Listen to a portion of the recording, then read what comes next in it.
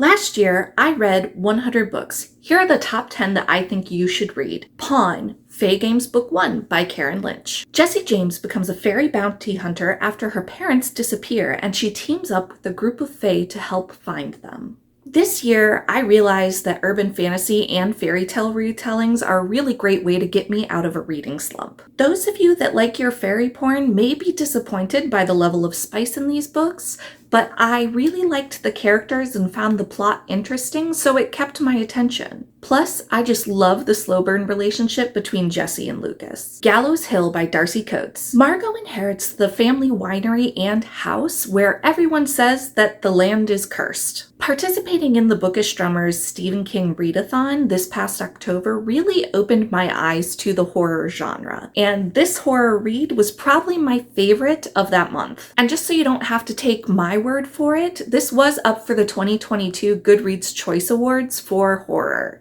and I could not agree more with that nomination. Up until this year, I hadn't really read a horror book that gave me that, sense of dread like you get when you watch a horror film. But this book managed to do that. The characters were interesting and likable, the stakes were really high, and the way the plot plays out is unexpected but still really satisfying. So you want to talk about Race by Ijeoma Oluo. This book really delves into the complex racial landscape, particularly in the United States, while providing actionable steps on how to talk about race with another person. This was an earlier read in the year for me, but I have to say this should be mandatory reading for everyone, but particularly for people like me. But seriously, you should read it if you're interested in being an anti-racist ally. The 10,000 Doors of January by Alex E. Harrow. January Scholar is the ward of Mr. Locke who finds a mysterious book that tells the tales of doors to other worlds. This is one of the most interesting and unique portal fantasies that I've read in a really long time. The prose are gorgeous and the way the story comes together really is masterful. How to Keep House While Drowning, a gentle approach to cleaning and organizing by Casey Davis. This book introduces you to 6 approaches that will change the way you look at home care. As someone with ADHD, chores are one of the hardest things for me to get done. And when I say that this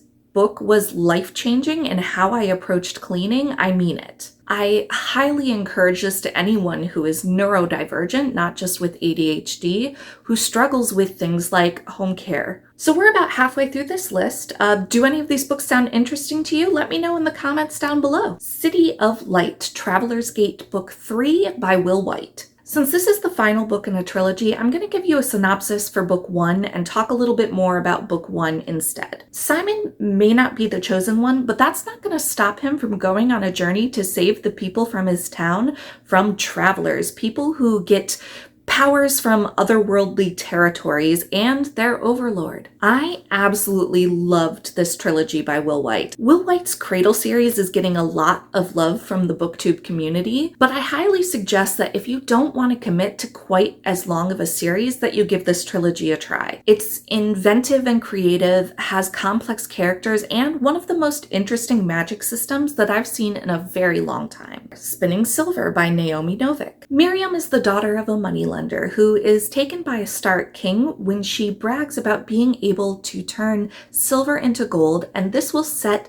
a series of events in motion that will change not only her life, but the lives of everyone in 2 kingdoms. I really grew up loving the story of Rumpelstiltskin as a kid, and this is a masterful retelling. It doesn't really resemble the original tale at all, but the way the elements of the original fairy tale are utilized in the plot is really interesting. If you're looking for a fairy tale retelling where you can't necessarily predict exactly what's going to happen until all the pieces come together, I highly suggest you give this a try. I'll actually be rereading this book for a book club this month, and I'm really looking forward to it. The Poppy War Book 1 by R.F. Kuang. Rin aces an exam that lands her into Sinigard, the most elite military academy in Nikan, and she will have to navigate the brutal world within while danger looms in the distance. So I realize I'm a bit late to the Poppy War bandwagon, but holy crap, this is a good book. As someone who majored in Chinese language and literature, this book is fascinating. I really love how Kuang utilizes a lot of aspects of Chinese history for the plot of the book. It's really fascinating stuff, and I've already bought the second one to read. All the Feels by Olivia Dade. Alex has a starring role in one of the most popular television shows on TV, but his destructive and impulsive behavior leads to him being assigned a minder in the form of Lauren Clegg, a former ER therapist. So this is the second book in the Spoiler Alert series, but I don't think that you have to read Spoiler Alert to read this book. Though in my opinion, you definitely should, because it's also great. This is number 2 on my list because it hit me surprisingly hard. When I read this book, I had just found out that I had ADHD, and here I was picking up a book that had ADHD representation, and I wasn't aware of that when I went into it. And here was this character who, while much more overtly destructive to their life than I am in mine, was going through very similar issues to what I have been going through my whole life. This book really helped me through a rough time where I was dealing with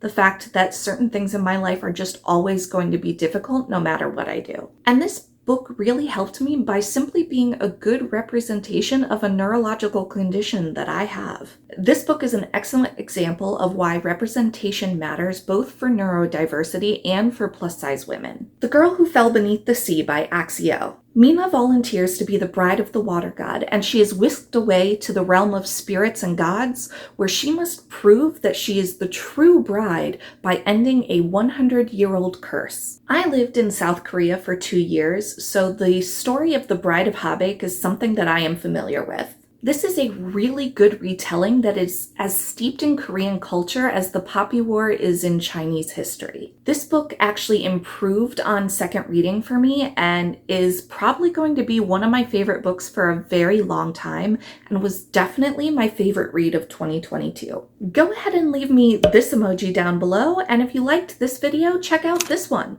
Let's see what stories tomorrow brings.